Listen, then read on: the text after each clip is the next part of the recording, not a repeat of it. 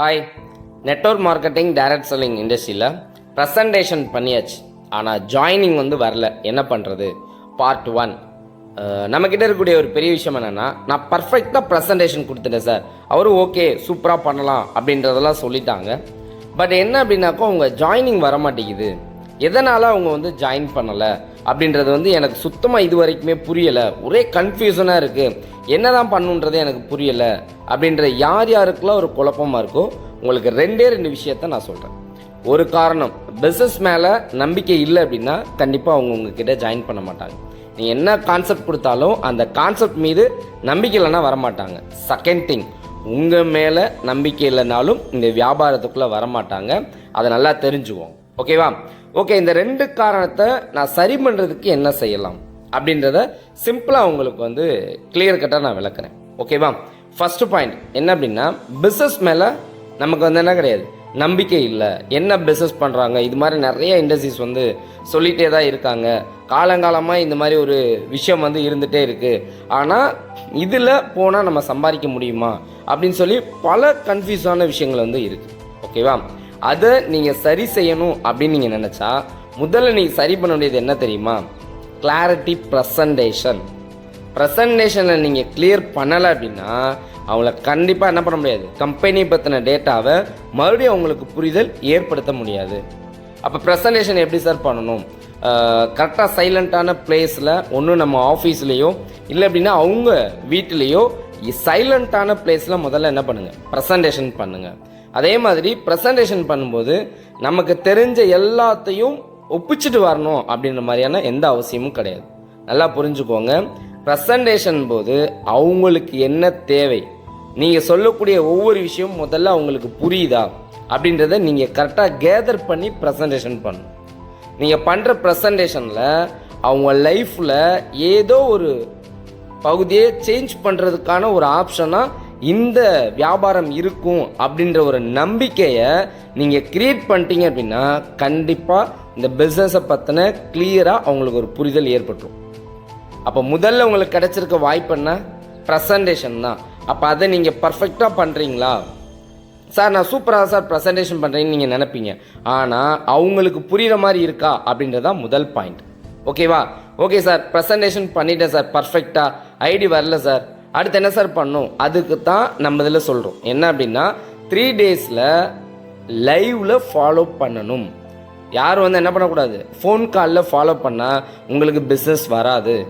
லைவில் நீங்கள் ஃபாலோ பண்ணால் மட்டும்தான் பிஸ்னஸ் வரும். ஏன் சார் நான் ஏன் சார் லைவ் போகணும் அப்படின்னு நீங்கள் கேட்டிங்கன்னா சிம்பிளாக நான் உங்களுக்கு சொல்கிறேன்.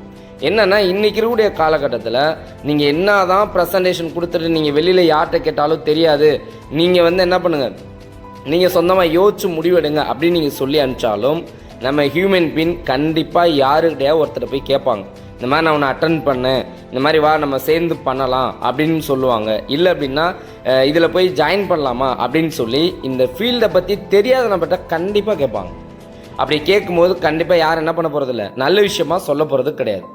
அப்போ கண்டிப்பாக இது வேஸ்ட்டு, நீ போய் ஜாயின் பண்ணால் உன் லைஃப்பில் பெரிய சிரமப்பட்டுருவ, அதே மாதிரி பெருசாக லாக் ஆயிடுவேன்னு சொல்லிட்டா யாரும் மறுபடியும் இந்த வியாபாரம் பண்ணுன்ற இந்த பாசிட்டிவான மென்டாலிட்டியே வராது.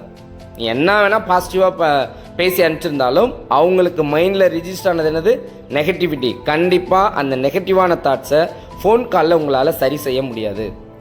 அப்போ அதுக்காக தான் என்ன சொல்கிறோம், 3 டேஸில் ஃபாலோ பண்ணணும். ஏன் 3 டேஸில் ஃபாலோ பண்ணணும் அப்படின்னா, நீங்கள் 3 டேஸில் போகலை அப்படின்னா அவங்க கண்டிப்பாக பேசின எல்லா விஷயங்களையும் மறந்துட்டு அடுத்து அவங்களோட வேலை என்ன அப்படின்னு சொல்லிட்டு என்ன பண்ணிடுவாங்க, கண்டினியூ அவங்க வேலையை பார்த்துட்டு போயிட்டே இருப்பாங்க. அப்போ 3 நாளில் போய் அவங்களுக்கு என்ன சந்தேகம் இருக்குது அப்படின்ற விஷயத்த நீங்கள் கிளியர் பண்ணிட்டீங்க அப்படின்னா டெஃபினட்டாக அவங்க என்னென்ன நெகட்டிவ் தாட்ஸ் இருக்குது, அவங்களுக்குள்ளே என்ன கொஸ்டின்ஸ் இருக்குது அதெல்லாம் நீங்கள் கேட்டு லைவில் போனால் மட்டும்தான் உங்களால் கிளியர் பண்ண முடியும். அதுக்கான ஆப்ஷனை பக்காவாக பயன்படுத்திக்குவோம். ஓகேவா? ஜாயினிங் வரல அப்படின்னா இன்னொரு பாயிண்ட்டும் இருக்குது. என்ன அப்படின்னா உங்கள் மேலே நம்பிக்கை இல்லை. உங்கள் மேலே நம்பிக்கை இல்லைன்னா கூட இந்த ஜாயினிங் வர்றதுக்கான வாய்ப்பு இல்லை. அதுக்கு என்ன காரணம் அப்படின்னா உங்களுடைய பாஸ்ட்டாக இருக்கலாம். புரியுதுங்களா? அப்போ நம்ம மேலே நம்பிக்கை வரணும்னா என்ன பண்ண முடியும்? இங்கே ஒன்றுமே நம்ம பண்ண முடியாது. ஏன்னா நம்மளை அவங்க என்னவா பார்க்குறாங்க அப்படின்ற விஷயத்தை பொறுத்து தான் இருக்குது. சரிங்களா? அப்போ என்னோட பாஸ்ட் என்னவாக இருக்கும், உண்மையில் நீங்கள் முன்னாடி பார்த்துட்டு இருந்தக்கூடிய ஒர்க்காக இருக்கலாம், நீங்கள் வாழக்கூடிய சூழலாக இருக்கலாம், இது எல்லாமே வந்து அவங்க ஒரு கால்குலேஷன் வச்சுருப்பாங்க. இவங்க இப்படி தான், அப்போ இவங்கக்கிட்ட போய் நம்ம பண்ணோம் அப்படின்னாக்கும் நமக்கு ஒன்று மரியாதை குறைச்சலாக இருக்கோ, இல்லை அப்படின்னாக்கும் இவங்களோடலாம் இவர் முன்னாடியே இந்த மாதிரி இருந்தார், அதனால் இவர் கூட போய் சேர்ந்தோன்னா கண்டிப்பாக ஃபெயில் ஆயிரும், அதனால் சக்ஸஸ் பண்ண முடியாது அப்படின்னு சொல்லிட்டு என்ன பண்ணிடுவாங்க. அது ஒரு காரணமாக கூட நம்ம பாஸ்ட் ஒரு காரணமாக இருக்கலாம். ஓகேவா. ரெண்டாவது என்ன அப்படின்னா, இவங்களோட போனால் நம்மளால் சம்பாதிக்கலாமா, நம்மளால் சம்பாதிக்க முடியுமா அப்படின்ற ஒரு கொஸ்டினும் இருக்கும். ஏன் இது இருக்குன்னா, நிறைய பேர் வந்து பார்த்தீங்கன்னா வருஷத்துக்கு ஒரு பிஸ்னஸ், வருஷத்துக்கு ஒரு வேலை ஓடி ஓடி செஞ்சுட்ருப்பாங்க, எல்லாத்துலேயும் தலையிட்டு இருப்பாங்க. அப்போ இவங்க பின்னாடி எல்லோரும் போவாங்களான்னா என்ன பண்ண மாட்டாங்க, டெஃபினட்டாக போக மாட்டாங்க. அப்போ இந்த வேலையை ஒருத்தர் செய்கிறாருன்னா தொடர்ச்சியாக செய்வாரா, இவரை நம்பி நம்ம போனோம் அப்படின்னா கண்டிப்பாக நம்மளை வந்து என்ன பண்ணிடுவார், இவர் சம்பாதிக்க வச்சுருவாரா அப்படின்னு சொல்லி நிறைய நபர்கள் உங்களை வாட்ச் பண்ணுவாங்க.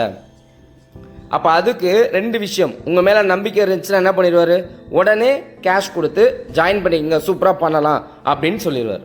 ஓகேவா. இப்போது உங்கள் மேலே நம்பிக்கை இல்லை, அவர் வருவாங்களா அப்படின்னா டெஃபினட்டாக வருவாங்க.